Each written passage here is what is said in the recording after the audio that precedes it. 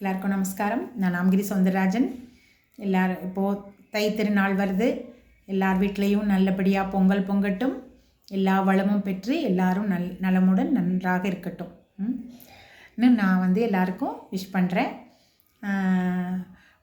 போகியிலேருந்து ஆரம்பித்து போகி, பொங்கல், மறுநாள் மாட்டுப்பொங்கல், அதுக்கப்புறம் பூப்பொங்கல்னு 4 நாள் கொண்டாடுவாங்க தமிழ்நாட்டில். போகிங்கிறது என்னென்னா பழையன கழிதலும் புதியன புகுதலும். எங்கள் அம்மா சொல்லுவாங்க 4 மணிக்குள்ளே தலைவாரிக்கணும், பெருக்கி குப்பை கொட்டிடணும். அப்புறம் யார்கிட்டையும் அதுக்கப்புறம் எதுவும் கொடுக்கறது வாங்கிறது வச்சுக்கக்கூடாது.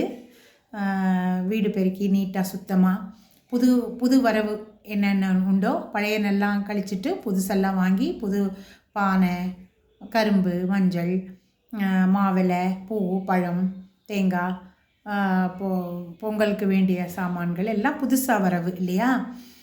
அப்போது காப்பு கட்டுறதுன்னா அது சில சைடெல்லாம் தெரியுது, சில சைடு தெரியறதில்ல. கோயம்புத்தூரில் ரொம்ப விமர்சையாக இருக்கும். அங்கே மாவிளை, வேப்பலை, பூளைப்பூ, அப்புறம் ஆவாரம்பூ கட்டி வச்சுருப்பாங்க. அதை கொண்டு அந்தந்த இடத்துல அது காப்பு கட்டிட்டாங்கன்னா அப்புறமா யாருக்கும் எதுவும் கொடுக்கறது வாங்கிறது வச்சுக்க மாட்டாங்க. அதுக்கப்புறம் அழகழகாக கோலம் போட்டு அவ்வளோ நல்லாயிருக்கும். அந்த பொங்கல் நினச்சிட்டா சின்ன வயசில் எங்கள் வீட்டில் எல்லாம் நடந்தது நினச்சிட்டா ரொம்ப சந்தோஷமாக இருக்குது. எல்லாரும் எல்லா வளமும் பெற்று சௌக்கியமாக சந்தோஷமாக இருங்க. நல்லா பொங்கல் கொண்டாடுங்க. எல்லாருக்கும் என் மனதார வாழ்த்துகிறேன். வாழ்த்துக்கள். நன்றி.